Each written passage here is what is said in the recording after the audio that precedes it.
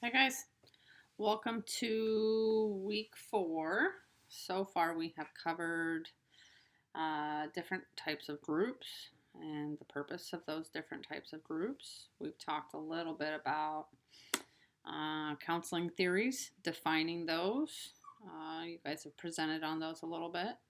We've had some really great conversations in the past 3 weeks in our Monday and Wednesday lectures, going through those and talking about how they apply to what we're doing with our group counseling services. So this week we're going to add to that. We're going to add to what we've learned about group leadership and dynamics and the group process a little bit. And this week we're focusing on the forming stage of group. And so again, we're gonna build on what we've learned so far and keep moving forward, and hopefully we can keep practicing our skills and keep getting a little bit more comfortable as we prepare later on to run some of these groups. So I want to check in with everyone. We'll take a few minutes and we'll do our reflection for our journaling this week and maybe talk a little bit about self-care and self-compassion and what you guys have been doing this week. Okay, so let's jump into the lecture now. Now that we've covered the journaling piece and we've talked a little bit about how you guys are doing. Today's lecture, we focus on selecting the appropriate people for your groups and how we go about that, and kind of setting things up so that you can start a group and run groups.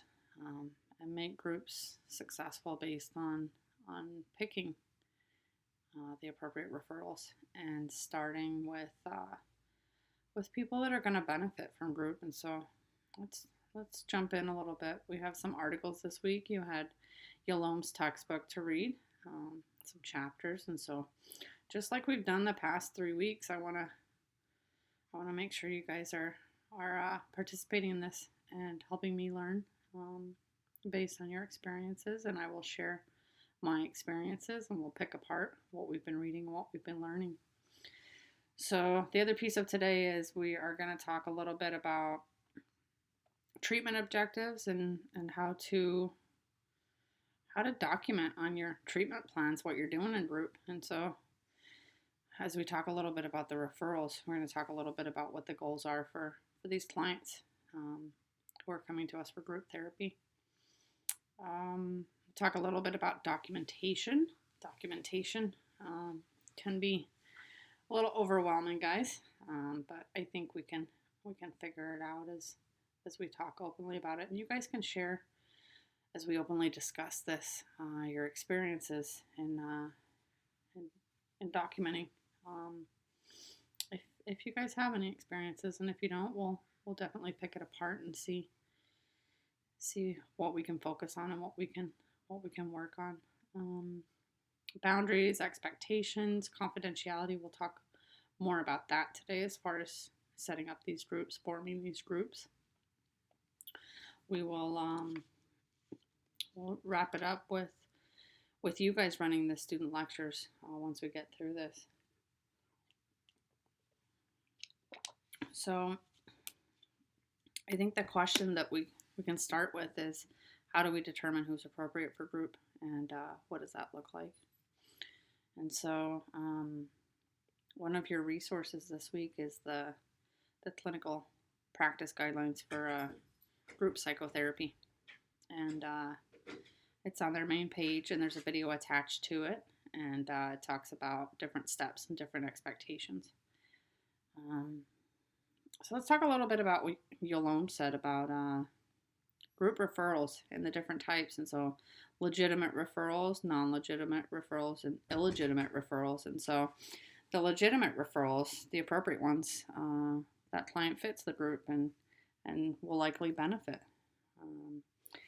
The non-legitimate ones, they may seem appropriate.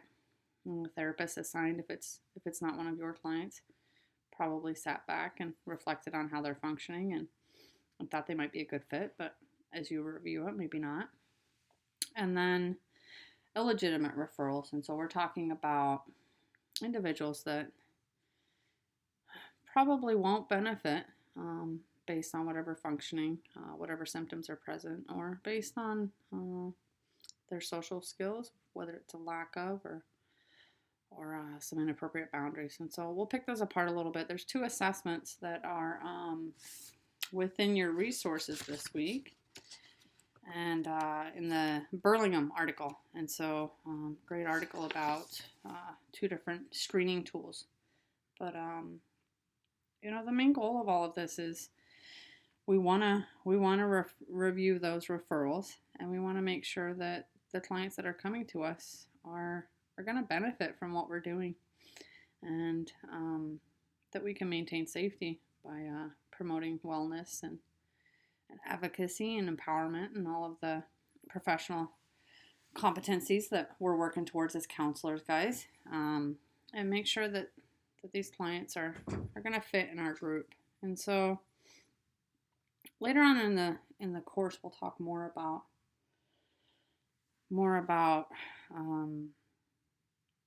kind of the progression, kind of the later stages of groups. I don't want to get into that too much today, but I want to check in and see if we have any questions on referrals and the 3 types that Yolone talks about in our text for this week.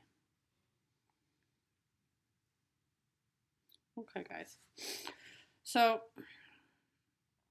I've talked a little bit about staffing with the therapist assigned, and getting some background information.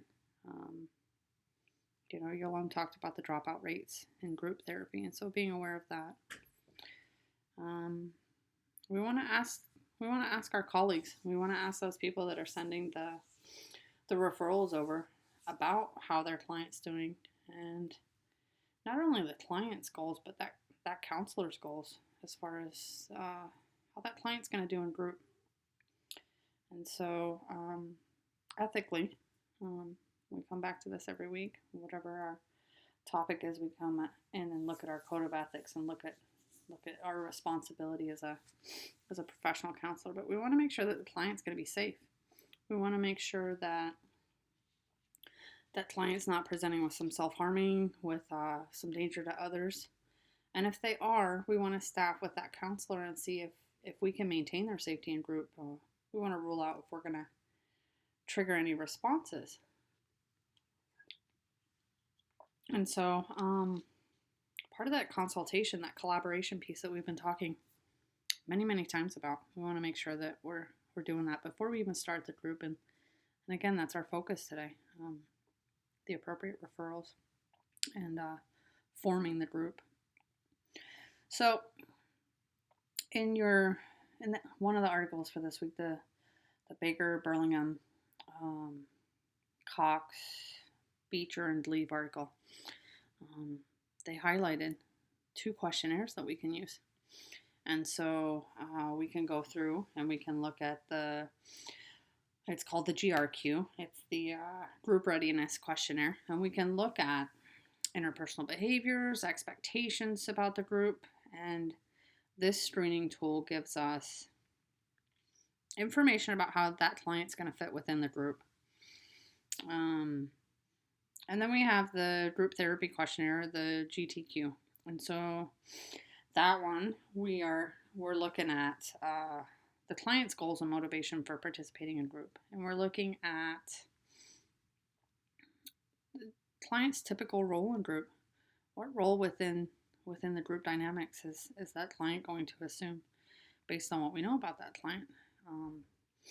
And so this information gives us some insight about maybe what interventions we're using. So we've talked about the different types of groups, but within those, we need to figure out what interventions we're using, align those with treatment goals, and make sure that we're meeting the client's needs and we're using evidence-based practices, which we've talked about in here, and you've talked about much more in your introductory professional counseling class. And so we're not only looking at which clients we're selecting, but we're looking at the composition of our group, how the group's going to be made up, who's going to be in there, and how those interventions are going to meet their needs. They're going to align with the treatment goals, and they're going to support the group moving forward. So we want to make sure that everyone is, let me grab my therapeutic factor. So one of the other resources, guys, sorry, I'm switching gears a little bit. One of the other resources for this week is the therapeutic factors, and it's the Yalom and Lesich, 2005, and it's from the American Group Psychotherapy Association website, one of your other resources. And so within that, we're looking at different factors and how we consider those when we're forming our groups. And so the questionnaires, the staffing with the other therapists, looking at client symptoms, ruling out any safety concerns, we're going to determine who's going to fit and try to set up a group where we have some cohesion between our group members, and our role as the group counselor, we can effectively provide that service and support to them. And so that collaboration, again, guys, is the big piece. Working together with the other therapists. And that might mean after group sessions, you guys set up a schedule where you check in and you talk about how that client did. And then we have the ethical piece again, guys. If these referrals are coming from somewhere outside of where you're working, somewhere outside of where you're employed as a professional counselor in the future, we just want to sign releases. We want to make sure the clients are okay with us staffing, and communicate that to them in a way that we want to protect their confidentiality, and we want to make sure that the services, the counseling services we're providing to them, meet their needs and are actually going to promote their well-being in the future. So later on today, we'll talk about treatment goals. We'll talk about documenting those notes, and then we'll do the student lectures. But I think right now I'll talk about my teaching philosophy as part of this assignment. So, when I was sitting back reflecting on kind of the paper I wrote and where I'm at as far as my CES role as an educator, looking at that reflective piece and that relational piece, and so connecting with my students and giving them examples of how the information fits in with what they're actually doing, instead of just repeating back to them what's in the textbook and repeating back to them what's in these articles that line up with these assignments that we're giving them and these discussions that we're having. I really want them to connect with the material. And so picking apart maybe the parts of group therapy that I recall from my master's level program, where I don't know if I got enough of the clinical application piece. And so combining that with this genuine curiosity I have to learn from these students and develop this, I guess, a shared knowledge on what we can do in group counseling to meet the needs of diverse clients, and promote that cohesion within the group setting. And so I think for me, as I reflect on my teaching philosophy, that's the biggest piece. So focusing on that collaboration between therapists and recognizing the ethical piece when you're doing group therapy. Sorry, I'm still dealing with Tucson allergies. So yeah, just helping them relate to the material and relate to each other, and then inviting them to share information with me. I'm always learning from other people, and so I think as an educator in that role, I will actively continue to seek out information from them and learn from them, so that even within the class I'm teaching and future classes, I can hopefully meet more needs of more diverse students. What else as far as my teaching philosophy? I want to build on the previous lectures. I want to add to information that I've already provided them, information that we have collectively gained in group discussions in the class. And so kind of meaning making and building on knowledge. And so I want to keep building on that in any of the classes that I'm doing. But exploring things that maybe aren't the typical or the norm. Exploring information and experiences that are part of real life experiences instead of just pulling from the textbook and the articles. And so the active participation of all of us, and kind of decreasing my role as an authoritative educator to a more active participant in their learning. Recognizing my expertise as an educator, but respecting the fact that these students are going to also educate me. Let me see if there's anything else I can think of as far as my teaching philosophy. Open and accepting of feedback. So I want to add information in there that applies to what they're doing, but I also want the students to provide me with feedback on how they're learning and how the information they're receiving relates to what we're talking about and relates to how they're going to progress professionally. And so not only asking for feedback, but reflecting on what we've talked about, and then building on stuff from before, but just openly talking about where they're at and where they want to go with the information. And so it kind of just bounces back to what I wrote in my paper about forward moving, and just wanting to recognize the strengths in these students and continue to help them progress. And so if I was doing the group counseling class, I to be honest, I would need a lot of refreshers.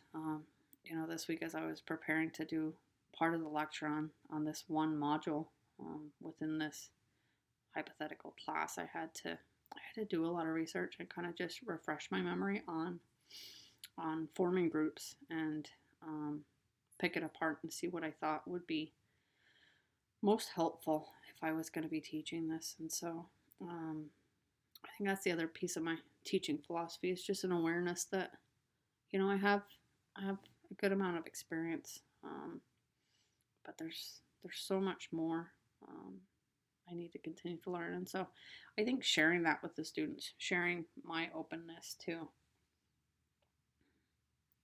progressing myself. So not only is the learning forward moving, but there's an awareness and shared humility with them that I'm also learning as well. Anyways, I think that's it. Okay.